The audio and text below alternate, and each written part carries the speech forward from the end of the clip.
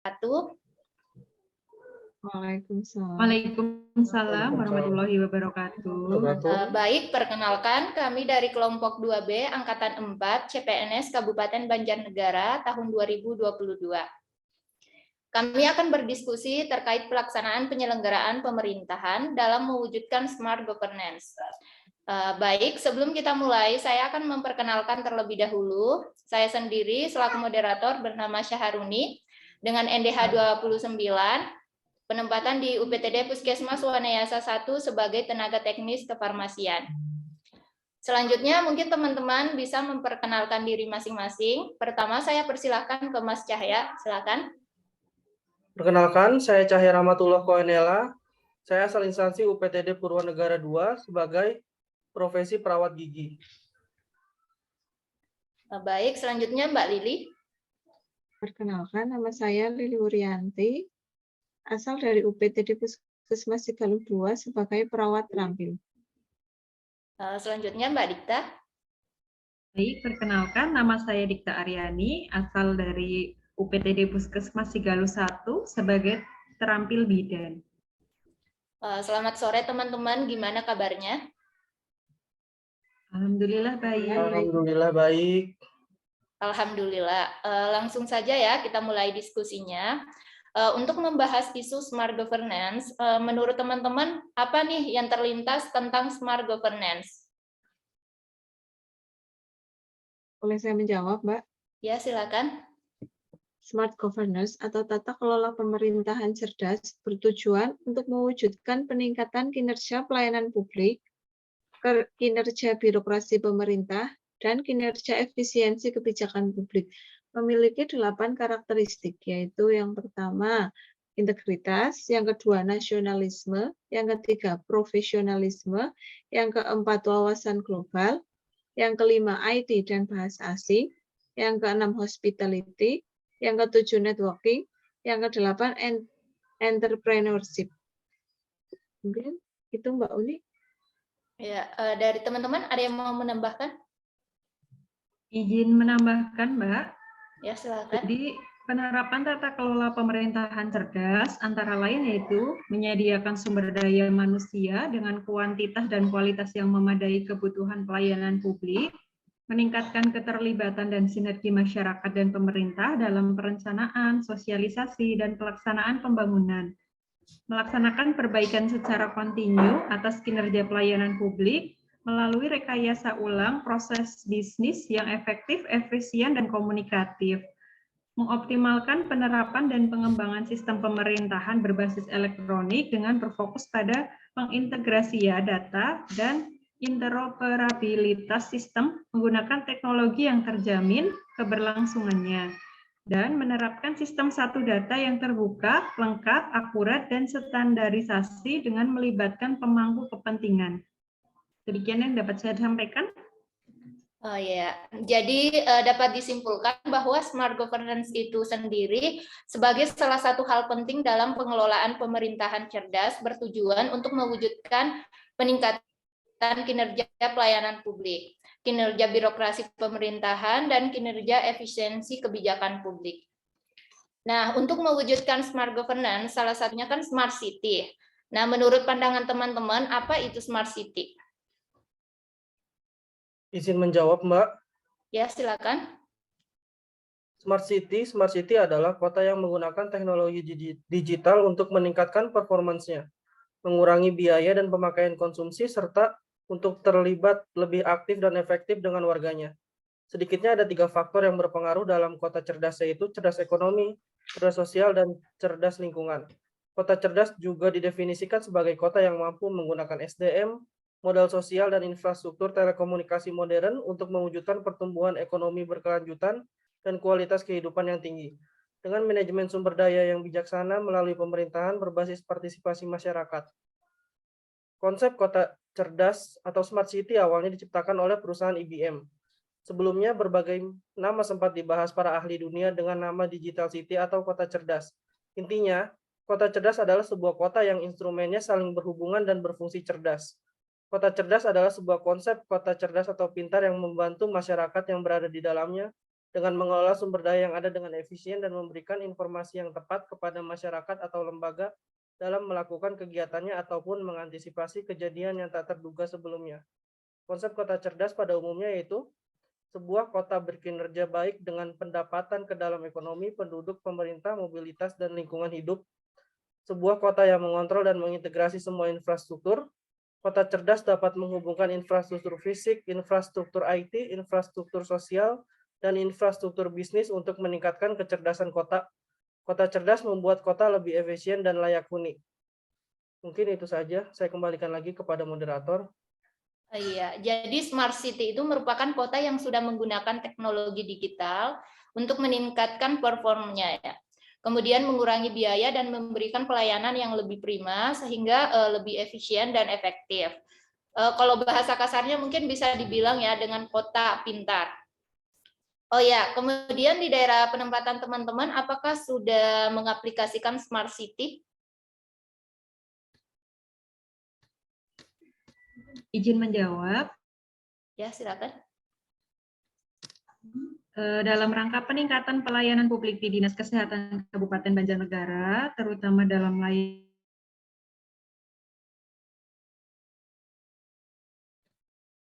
maka dibangunlah sinergitas tersebut di sini namanya Sikebal. Jadi Sikebal adalah sebuah aplikasi yang memungkinkan pengguna untuk melakukan akses berupa pengajuan perizinan secara online pada layanan perizinan yang ada di Dinas Kesehatan seperti izin tenaga kesehatan, industri, rumah tangga, dan air minum isi ulang, sehingga memudahkan penggunaan mengakses dari mana saja melalui internet, laptop, ataupun Android.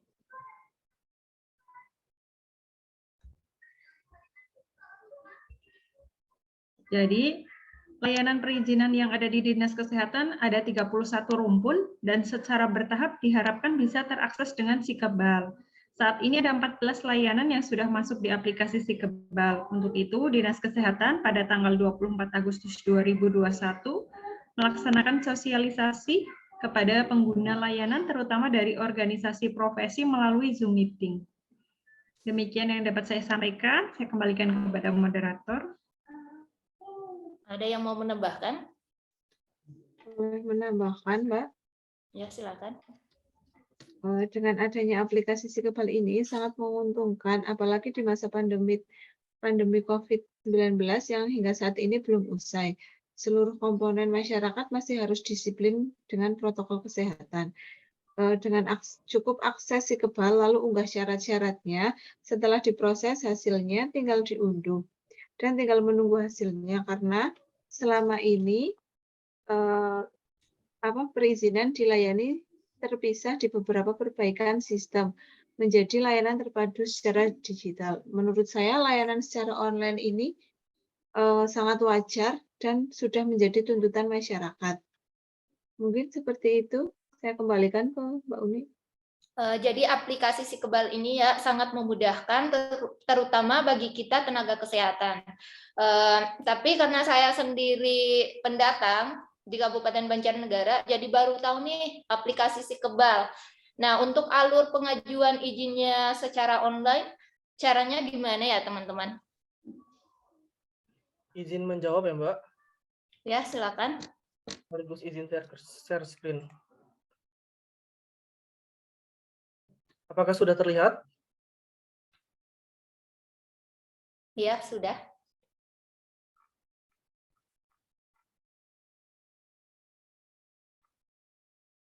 Bentar. Di sini saya akan menjelaskan secara umum cara Sikebal dengan sistem online. Yang pertama itu pastinya buka webnya yaitu www.sikebal.com. Setelah kita membuka webnya, kita daftar akun. Daftarnya lewat email, nama lengkap, kemudian lanjut ya. Setelah itu, setelah semuanya selesai, mengisi nick, akan ada verifikasi dari email masuk. Setelah diverifikasi, kita login ulang. Setelah login ulang, setelah masuk akun, dilanjutkan dengan tambah pengajuan. Setelah tambah pengajuan, diikuti alurnya dari aplikasi si kebal tersebut, mulai dari nama lengkap, nomor telepon, tempat lahir, itu diikuti secara lebih detail di aplikasi itu. Dan kemudian ada upload file. Nah, upload file ini sesuai dengan maksimum file yang ada di aplikasi tersebut. Setelah selesai upload file, semuanya kemudian disimpan. Nah, setelah disimpan, pastikan semua data itu sudah diisi dengan benar. Kemudian klik OK. Setelahnya kita hanya menunggu daftar pengajuan apakah sudah disetujui atau belum. Mungkin sekian yang bisa saya sampaikan, Mbak. Saya kembalikan lagi kepada moderator. Baik, terima kasih. Ternyata untuk pengajuannya cukup mudah ya. Jadi di Kabupaten Banjarnegara sudah ada aplikasi yang namanya Si Kebal, di mana Si Kebal ini dibuat untuk memudahkan dalam pengajuan pengurusan perizinan, terutama kita sebagai tenaga kesehatan. Ini benar-benar membantu karena memudahkan bagi kita untuk melakukan pengurusan perizinan praktek tanpa harus ke kantor perizinan dan membawa berkas fisiknya. Cukup mendaftar secara online. Kemudian selanjutnya kan tugas kita nih sebagai ASN yang baru terutama ya, untuk bisa melanjutkan dan terus berinovasi untuk lebih baik. Kira-kira teman-teman manajemen ASN, nah manajemen apa sih yang perlu kita lakukan untuk membangun Smart ASN itu sendiri? Mungkin saya persilakan pertama ke Mbak Dikta. Baik, izin menjawab. Kalau dari saya sendiri, menurut saya harus bisa mengaplikasikan dan harus bisa upgrade dengan sistem yang ada sehingga pelayanan kita jauh lebih prima. Seperti itu. Kalau Mbak Lili sendiri gimana? Izin menjawab. Kalau menurut saya, walaupun sekarang sudah era digitalisasi, tapi kita harus tetap menjaring sosialisasi karena kadang kita lupa ya karena sudah era digitalisasi. Padahal menjaring sosialisasi itu penting. Mungkin itu saja. Kalau pendapat dari Mas Cahaya sendiri gimana? Ya, kalau menurut saya, selama ini masyarakat berpendapat birokrasi itu rumit karena pengurusan apa-apa lama dan susah. Padahal sekarang dengan adanya Smart City atau aplikasi di tempat kita namanya Si Kebal, kita berharap agar semua pengurusan bisa lebih cepat dan terhindar dari praktek pungli, lebih efisien waktu, dan lebih transparan, dan tidak ada lagi pungli yang terjadi.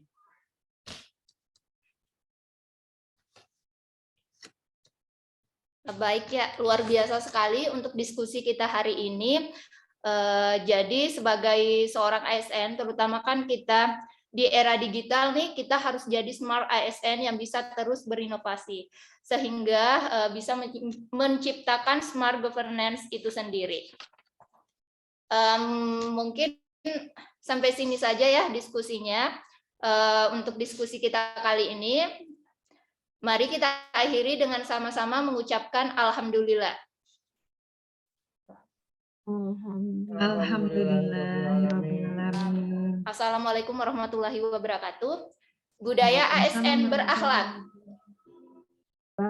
Bangga melayani bangsa. Melayani bangsa. Assalamualaikum warahmatullahi wabarakatuh. Waalaikumsalam warahmatullahi wabarakatuh.